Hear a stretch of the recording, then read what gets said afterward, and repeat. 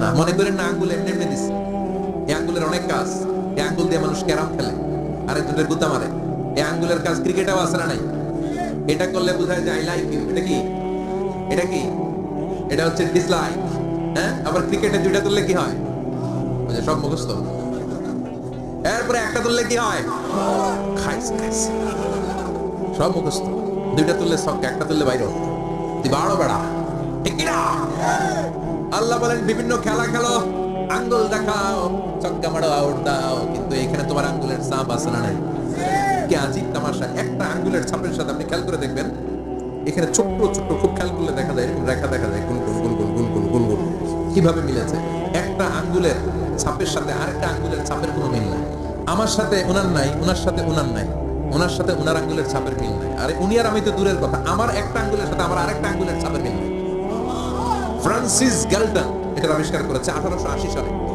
আর 1500 বছর আগে এই কথা কোরআনে বলে দিয়েছে কে? আল্লাহ।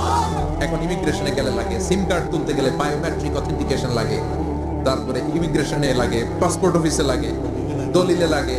আবার যারা এই দলিলে এগুলো করতে না পারে তাদের টিপ সই দেয়া লাগে, ঠিক কিনা?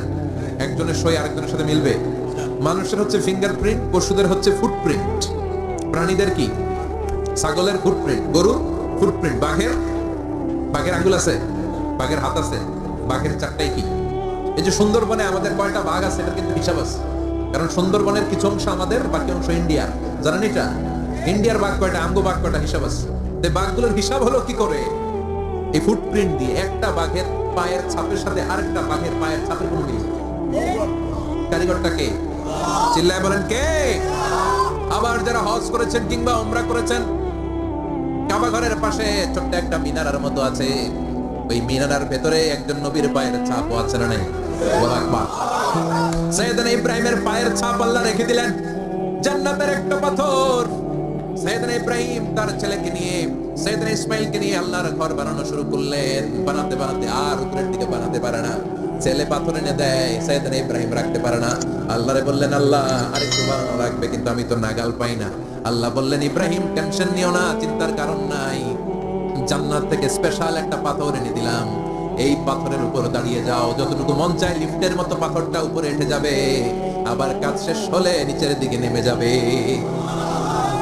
সুবহানাল্লাহ! কি নবী! বাবা হচ্ছে রাজমিস্ত্রি, চিফ মিস্ত্রি, ছেলে হচ্ছে যোগালী, দুইজনকে দিয়ে আল্লাহ কাবা বানালেন, আবার কাবা ঘর ঝাড়ু দেওয়া হলেন। সুবহানাল্লাহ!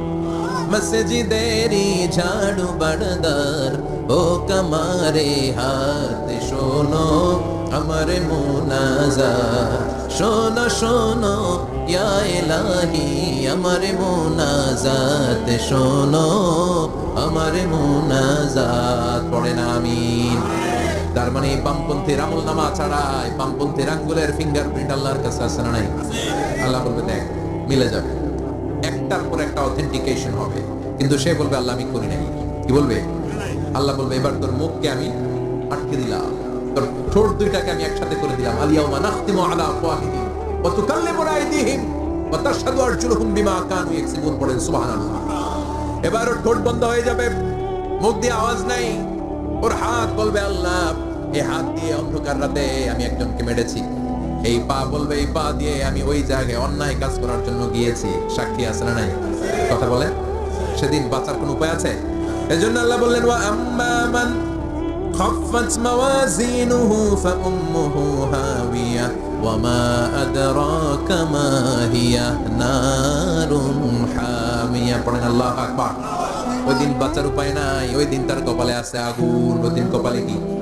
নারুন হামিয়া, the blazing fire, the blazing fire, জ্বলন্ত প্রজ্বলিত আগুন। আল্লাহর শাস্তি বড় শাস্তি।